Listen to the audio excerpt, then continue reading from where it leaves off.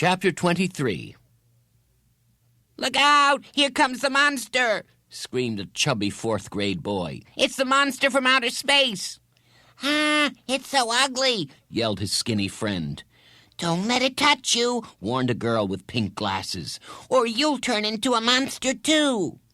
Bradley ran at them. They scattered and regrouped like pigeons. He sat down to eat his lunch. "It sure is a stupid monster," shouted a third grader. After lunch, Bradley sat at his desk. Last seat, last row. He didn't look at Jeff. He didn't look the other way either, at the chart full of gold stars. And he didn't look straight ahead at Mrs. Ebel. He didn't look anywhere. It was time to see Carla again.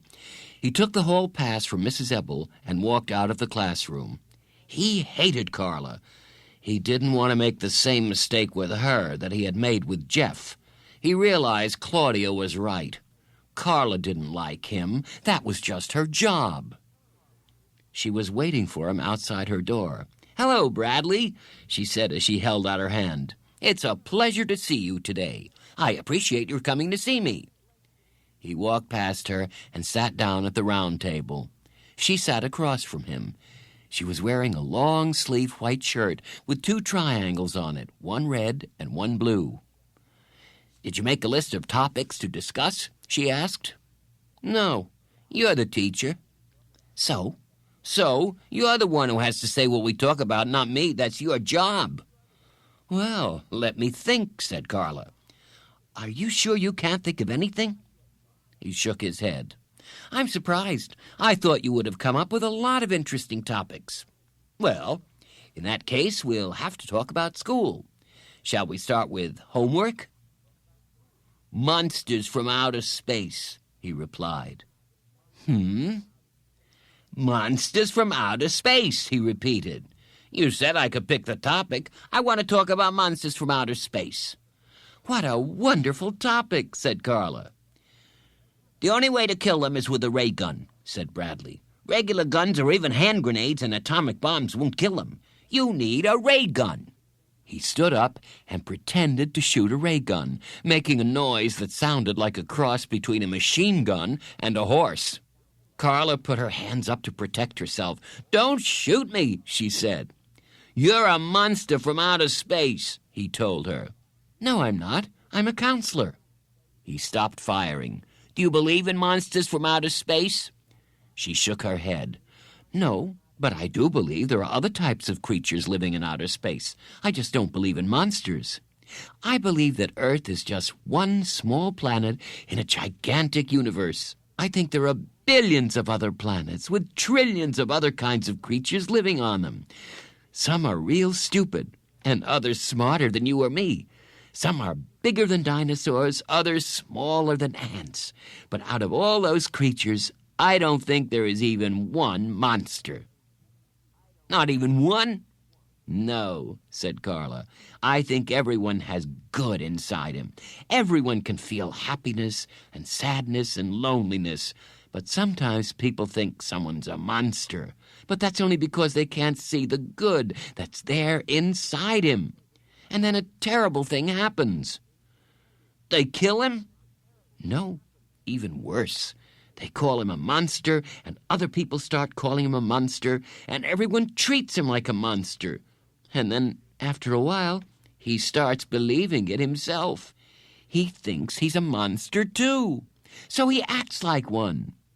But he still isn't a monster. He still has lots of good buried deep inside him." "But what if he's real ugly?" asked Bradley. "What if he has green skin and only one eye in the middle of his face and 3 arms and 2 hands on each arm and 8 fingers on each hand?" Carla laughed. "You and I might think that's ugly," she said, "but that's just because it's different from what we're used to seeing. On that planet, that might be considered beautiful. You may have just described a handsome movie star." Bradley laughed. "On that planet, they probably would think I was ugly because I don't have green skin and I have 2 eyes." Bradley shook his head. "No, they might think I was ugly, but not you." "Why, Bradley," Carla said with astonishment, "that's the nicest thing you've ever said to me. Thank you."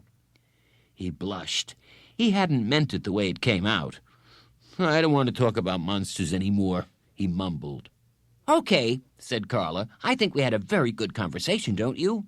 You picked an excellent topic." For the rest of the session, he colored.